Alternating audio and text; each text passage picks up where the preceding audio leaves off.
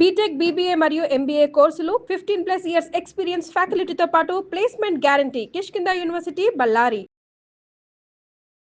వాగర్థవివ సంపృక్తౌ వాగర్థ ప్రతిపత్తయే జగతః పితరౌ వందే పార్వతీ పరమేశ్వరౌ. ఆదిత్యాయ చ సోమాయ మంగళాయ బుధాయ చ గురుశుక్ర శనిభ్యశ్చ రాహవే కేతవే నమః. శృంగేరి జగద్గురు పీఠాధిపతులకి, కంచి పీఠాధిపతులకి నమస్కారములు తెలియజేసుకుంటూ కార్యక్రమాన్ని ప్రారంభిద్దాం. ద్వాదశ రాశులకు సంబంధించి 1 జూలై నుంచి 15 జూలై వరకు వివిధ రాశుల్లో జన్మించినటువంటి వారికి ఏ విధంగా ఉండబోతుందో తెలుసుకునే ముందు గ్రహ సంచారం గురించి తెలుసుకుందాం. వృషభ రాశిలో శుక్రుడు, అలాగే మిథునంలో రవి గురువు, కర్కాటకంలో బుధుడు, సింహంలో కుజ కేతువు, అలాగే కుంభంలో రాహువు, శని మీనంలో. 13 జూలై నుంచి శని వక్రీకరించే స్థితి పొంది ఉంటాడు. అయితే ప్రధానంగా గమనించుకున్నట్లయితే చాలామంది ప్రేక్షకుల్లో ఉన్నటువంటి చాలా సందేహాలు, కొన్ని చెప్పినటువంటి విషయాల్లో కొన్ని మాకు ఫలితాలు సరిపోవట్లేవు అని అంటున్నారు. అంటే దీని అర్థము చాలామంది చూసుకునేటువంటిది సన్ జొడాయిక్ సైన్ ద్వారా చూసుకుంటున్నారు. అంటే ఈ ఉదాహరణకు చెప్తున్నాను, 23 జూలై నుంచి 22 ఆగస్టు మధ్యలో పుట్టినటువంటి వాళ్ళకి లియో సైన్ అని చెప్తారు. కాబట్టి సింహరాశి గురించి చెప్పేటప్పుడు 23 జూలై నుంచి 22 ఆగస్టు మధ్యలో పుట్టిన వాళ్ళు చూసుకుంటున్నారు. అది తప్పు. మీరు జన్మించినటువంటి జన్మ తేదీని అనుసరించి ఒక నక్షత్రము, ఆ నక్షత్రాన్ని అనుసరించి రాశి ఉంటుంది. ఆ రాశి ప్రకారమే మీరు చూసుకోవాలి. ఇది సరైనటువంటి విధానము. కొంతమంది నామ నక్షత్రం చూసుకుంటున్నారు.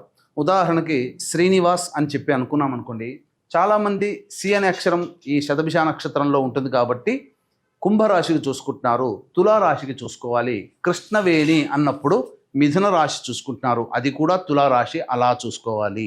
కాబట్టి మనం అనేక విధాలుగా ఈ శాస్త్ర ప్రకారము మనకు ముందుకు వెళ్ళినట్లయితే తప్పకుండా ఆ ఫలితాలు అనేటువంటివి మనకు సరిపోతాయని చెప్పవచ్చు. ఇక ఆలస్యం చేయకుండా వివిధ రాశుల వారికి ఈ 1 జూలై నుంచి 15 జూలై వరకు ఏ విధంగా ఉండబోతుంది, ఆదాయ వ్యయాలు, ఖర్చులు, అలాగే పరిస్థితుల అనుకూలత, ఇవన్నీ కూడా క్లుప్తంగా మనం తెలియజేసుకునే ప్రయత్నం చేద్దాం. ద్వాదశ రాశులలో భాగంగా 8వది అయినటువంటి వృశ్చిక రాశిలో జన్మించినటువంటి వారికి జూలై 1వ తారీఖు నుంచి 15వ తారీఖు వరకు ఏ విధంగా ఉండబోతుందో తెలుసుకునే ప్రయత్నం చేద్దాం. ప్రధానంగా ఈ యొక్క వృశ్చిక రాశి వారికి శుక్రగ్రహ సంచారము అనుకూలంగా లేదు. దాంపత్యుల మధ్య లేదా వ్యాపార భాగస్వాముల మధ్య పొరపచ్చాలు వచ్చే అవకాశం ఉంది. కాబట్టి సంయమనం పాటించండి. ఇతరులతో కానీ లేదా మీ పని కోసం ఇతరులతో ఎవరితో కలిసి పనిచేస్తున్నా వారితో మీరు ప్రేమపూర్వకంగా మాట్లాడే ప్రయత్నం చేయండి. వివాదాలకి చాలా మటుకు దూరంగా ఉండే ప్రయత్నం చేయండి. అనవసరంగా తగాదాలు వస్తాయి. ముఖ్యంగా స్త్రీలతో మాట్లాడేటప్పుడు జాగ్రత్తలు పాటించండి. ప్రధానంగా రవి యొక్క సంచార ప్రభావము కూడా అనుకూలముగా లేదు. కావున వృశ్చిక రాశి వారికి కాస్త ఆందోళనకరంగా ఉంటుంది. చేస్తున్నటువంటి వృత్తిలో కానీ, ఉద్యోగంలో కానీ, వ్యాపారంలో కానీ కొంత నష్టములు జరిగే అవకాశం ఉంటుంది. కాబట్టి జాగ్రత్తలు పాటించండి. గురువు కూడా అనుకూలంగా లేడు. ఈ కారణం చేత ధనాన్ని కోల్పోయే అవకాశం ఉంటుంది. లేదా మీ దగ్గర ఉన్నటువంటి ధనాన్ని ఎవరైనా అప్పుగా అడిగితే ఇవ్వకండి, అది మళ్ళీ తిరిగి రాదు. సమయము, గ్రహాలు అనుకూలంగా లేవు. ఇక చూసుకున్నట్లయితే బుధుడు కూడా అనుకూలంగా లేడు. తండ్రి తరపు వారితో విభేదాలు వచ్చే అవకాశం ఉంటుంది. సౌఖ్యము తక్కువగా ఉంటుంది. ఏ పని చేసినా కలిసి రాకపోవడం, ముఖ్యంగా వ్యాపార విస్తరణ లేదా పెట్టుబడులకి ఈ సమయం అనుకూలంగా లేదు. కాబట్టి వృశ్చిక రాశి వారికి జాగ్రత్తలు పాటించండి. బుధుడు కూడా అనుకూలంగా లేడు. ఇక మూలిగే నక్క మీద తాటిపండు పడ్డట్టుగా ఈ కుజకేతువులు కూడా దశమ స్థానంలో సంచార ప్రభావము.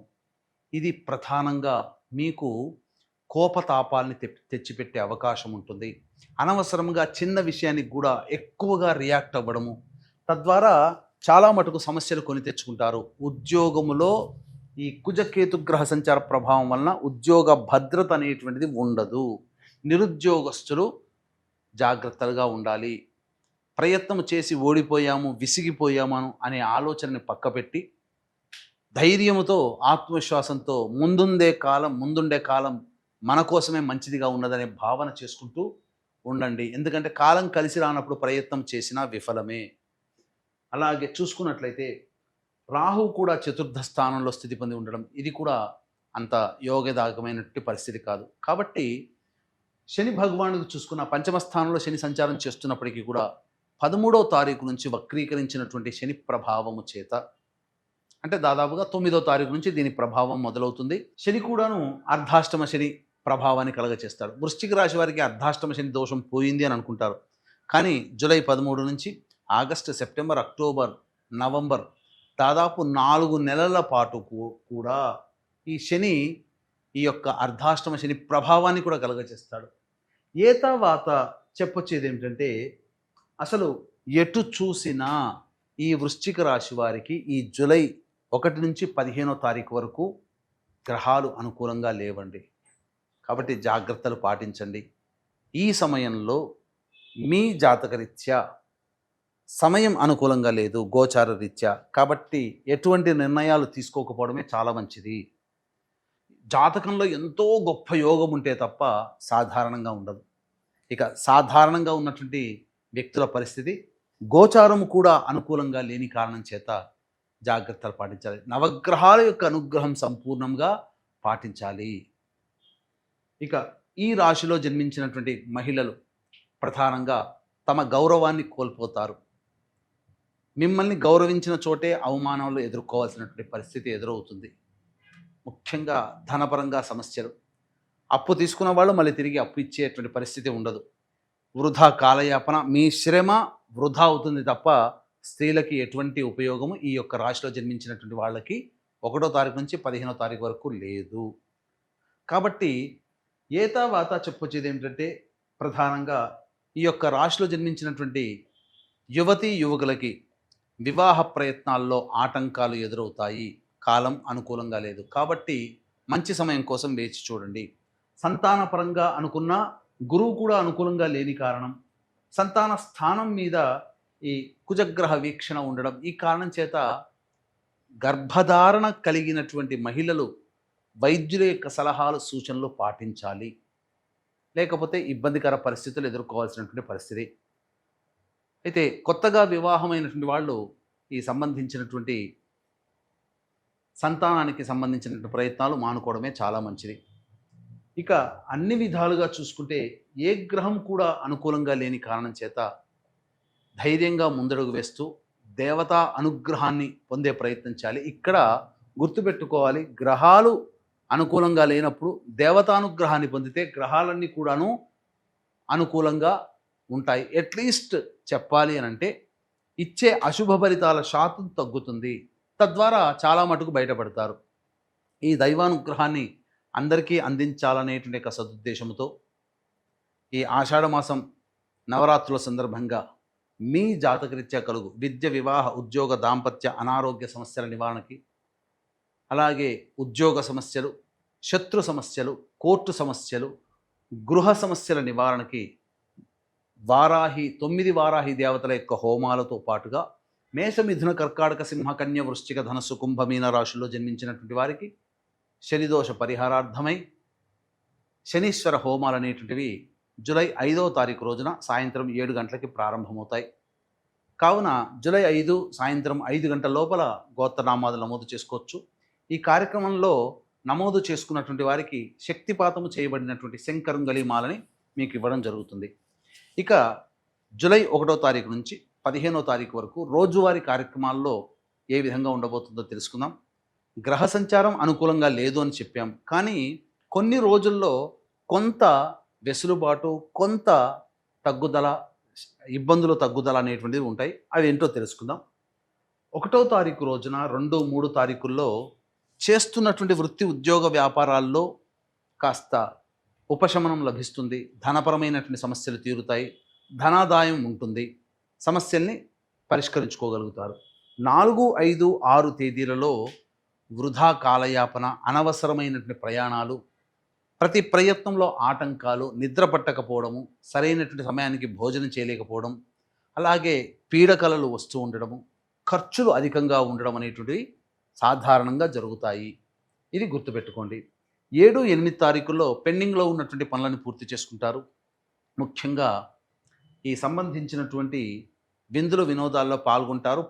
పాత మిత్రులను కలుసుకుంటారు. ధనపరమైన సమస్యలు తీర్చుకుంటారు. ఇక 9, 10, 11 తేదీల్లో కుటుంబ సభ్యులతో వాగ్వివాదాలు జరుగుతాయి. అనవసరమైనటువంటి ఖర్చులు పెడతారు. ఎలక్ట్రిక్ వస్తువుల్ని కోల్పోవడం, విలువైనటువంటి బంగారు ఆభరణాలు లాంటివి కోల్పోవడం అనేటువంటి జరుగుతుంది. కాబట్టి జాగ్రత్తలు పాటించండి. ఇంట్లో చోరీకి గురయ్యే అవకాశాలు ఎక్కువగా ఉంటాయి. 12, 13 తేదీల్లో సోదర సోదరిమణుల యొక్క సహాయ సహకారాలతో మీ పనులన్నీ కూడా పూర్తి చేసుకుంటారు. అలాగే రావాల్సినటువంటి రాణి బాకీలు కొంత వసూలు అవుతాయి. ధనాదాయం చాలా చక్కగా ఉంటుందని చెప్పవచ్చు. ఇక 14, 15 తేదీల్లో వాహనాన్ని నడిపేటప్పుడు జాగ్రత్తలు పాటించాలి. మీ ఆరోగ్యం పట్ల శ్రద్ధ వహించాలి. తల్లిగారి ఆరోగ్యం పట్ల కూడా శ్రద్ధ వహించాలి. అలాగే గృహోపకరణాలకి, వాహన మరమ్మతులకి ఎక్కువగా ఖర్చులు చేయాల్సినటువంటి పరిస్థితి వస్తుంది. ఏతావాత చెప్పొచ్చేది ఏమిటంటే 4, 5, 6, 14, 15 తేదీల్లో మీరు ఖర్చుల్ని అదుపులో పెట్టుకోండి. మిగతా అన్ని విషయాల్లో సాధారణంగా ఉంటాయని చెప్పవచ్చు. ఇంతకుముందు చెప్పుకున్నట్టుగా 9 గ్రహాలు అనుకూలంగా లేని కారణం చేత ప్రతిరోజు శివాలయంలోని నవగ్రహాల చుట్టూ శివాయ నమః అంటూ 27 ప్రదక్షిణలు చేసి ఆ ఈశ్వరుడికి గంధాన్ని లేపనంగా పెట్టండి. మీ సమస్య చాలా మటుకు తగ్గుముఖం పడుతుంది. ఇప్పుడు చెప్పినటువంటి సమస్యల కంటే ఇంకా ఎక్కువగా సమస్యలతో మీరు సతమతమవుతున్నట్లయితే దగ్గరలోని మంచి ఉపాసనా పరులైనటువంటి జ్యోతిష్యులను సంప్రదించి వారి సలహాలు సూచనలు పాటించండి. మరింత మెరుగైన జీవితాన్ని పొందుతారని తెలియజేస్తూ సర్వం శ్రీ ఉమామహేశ్వర పరబ్రహ్మార్పణమస్తు.